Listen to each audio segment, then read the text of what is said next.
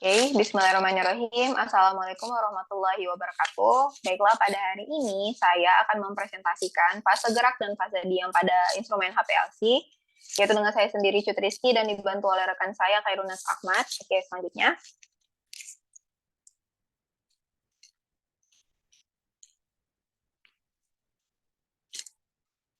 Nah, sebelum kita membahas lebih jauh tentang fase gerak dan fase diam pada HPLC, terlebih dahulu saya akan mempresentasikan apa sih pengertian dari HPLC itu sendiri.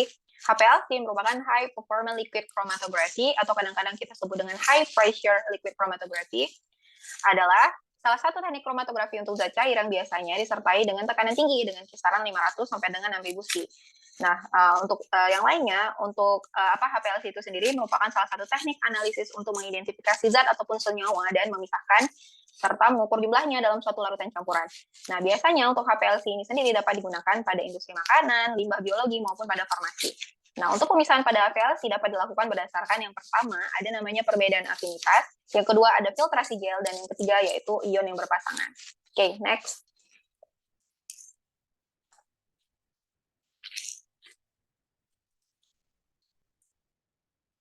Nah, setelah kita tahu tadi apa pengertian dari HPLC, saya akan menjelaskan kira-kira apa sih itu fase gerak. Fase gerak merupakan salah satu cairan yang berupa campuran dari dua atau lebih pelarut sehingga akan terjadi pemisahan zat-zat dalam suatu campuran. Nah, senyawa akan terpisah berdasarkan suatu koefisien partisi dan zat-zat dalam suatu campuran dalam suatu pelarut.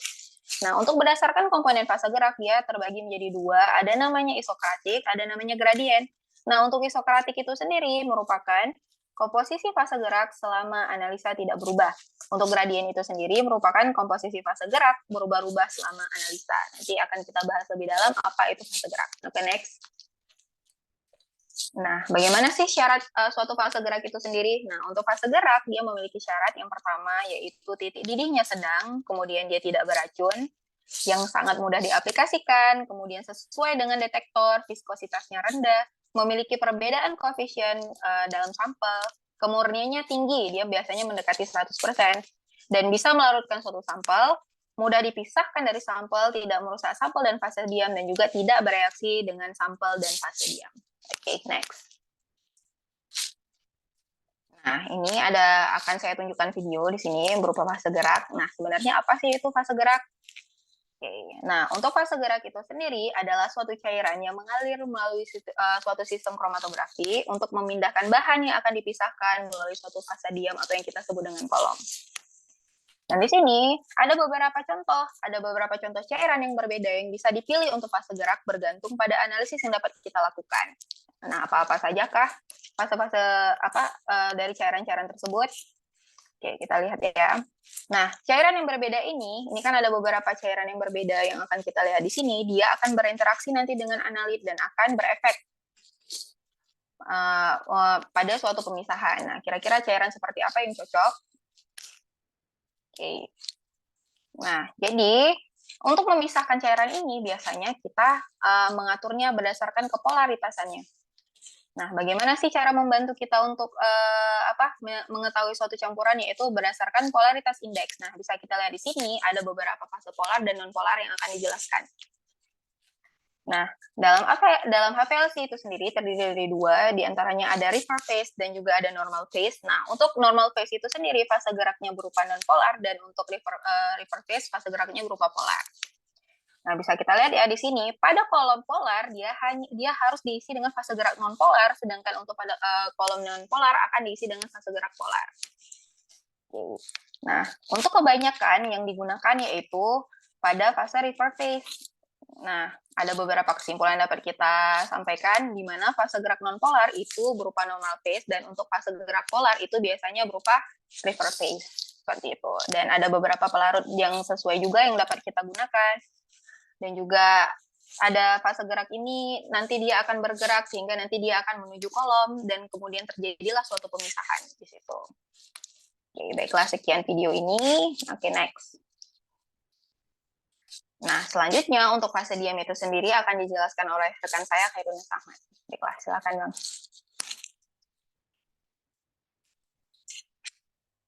Baiklah, saya akan melanjutkan presentasi ini. Setelah teman saya tadi menjelaskan banyak tentang fase gerak, selanjutnya saya akan jelaskan bagaimana fase diam.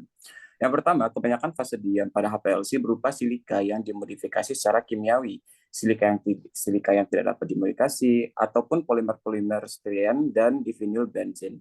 Kemudian pada fase diam akan tahan pada tekanan yang tinggi dan ukuran partikel kolom itu biasanya 3-10 μm. Teman-teman tadi banyak mendengar tentang kolom, sehingga saya akan menjelaskan sedikit apa itu kolom. Dari segi fungsi, kolom berfungsi untuk memisahkan senyawa-senyawa yang ada dalam suatu sampel. Adanya pemisahan karena perbedaan kecepatan aliran senyawa dalam sampel ketika dibawa oleh fase gerak. Sampel kemudian akan didorong oleh fase gerak melalui celah-celah pada partikel untuk melewati kolom. Ukuran yang kecil akan lebih mudah dalam melewati celah daripada ukuran senyawa yang besar. Contohnya kolom C8 dan C180.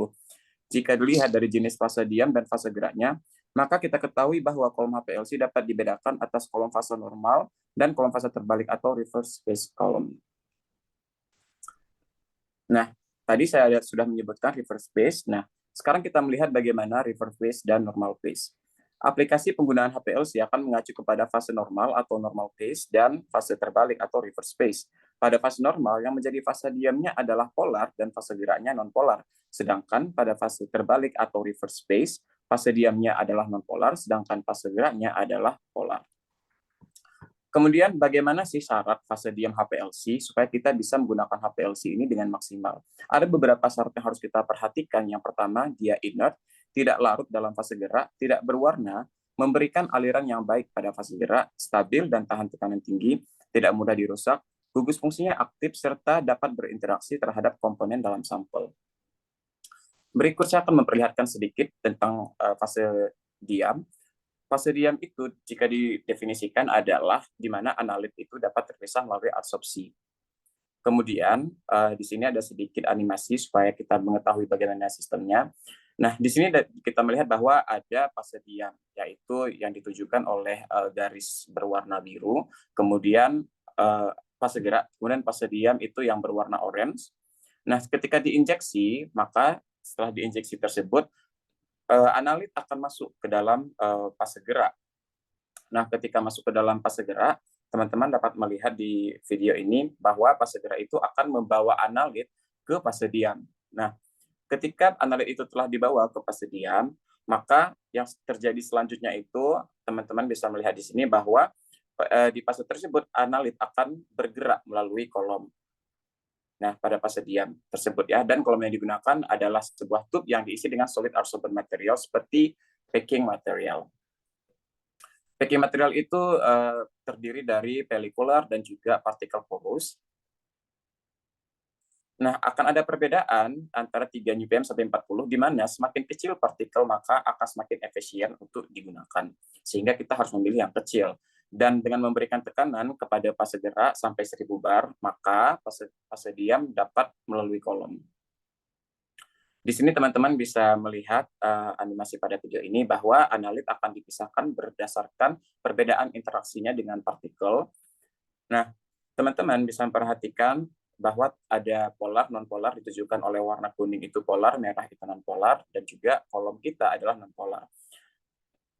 Teman-teman bisa melihat bahwa polar itu akan bergerak duluan, kemudian diikuti non-polar, di mana analit yang digunakan itu polar atau hidrofilik dan tidak memiliki afinitas.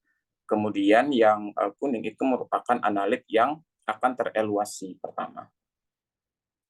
Nah, yang merah itu menunjukkan analit yang polar atau hidrofobik dan akan menyerap non-polar pada fase diam.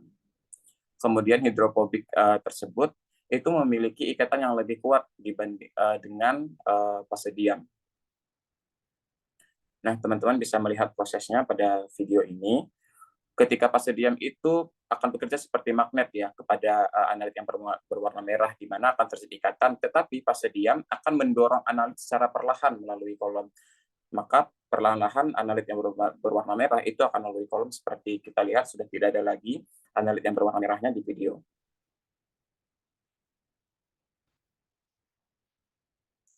Kemudian kita akan melihat bagaimana penggunaan HPLC, karena tentunya ketika kita memilih HPLC, kita harus mengetahui bagaimana kelebihan dan kekurangannya.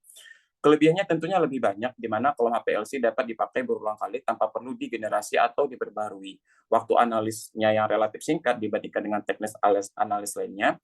Kemudian tercapainya pemisahan yang baik terjadi di kolom, dapat dioperasikan secara otomatis, serta dapat digunakan untuk analisis zat yang tidak menguap. Namun juga ada kekurangannya, pastinya ada 3 kekurangan. Pertama, masa kerja yang pendek berkaitan dengan umur kolomnya. Kemudian relatif mahal jika menggunakan HPLC. Dan yang terakhir, pada laju alir yang tinggi dibutuhkan biaya yang besar untuk pembelian dan pembuangan pelarut berkemurnian tinggi. Terima kasih, sekian dari kami. Mohon maaf jika ada kesalahan atau perkataan kami yang kurang berkenan. Kami akhiri. Assalamualaikum warahmatullahi wabarakatuh.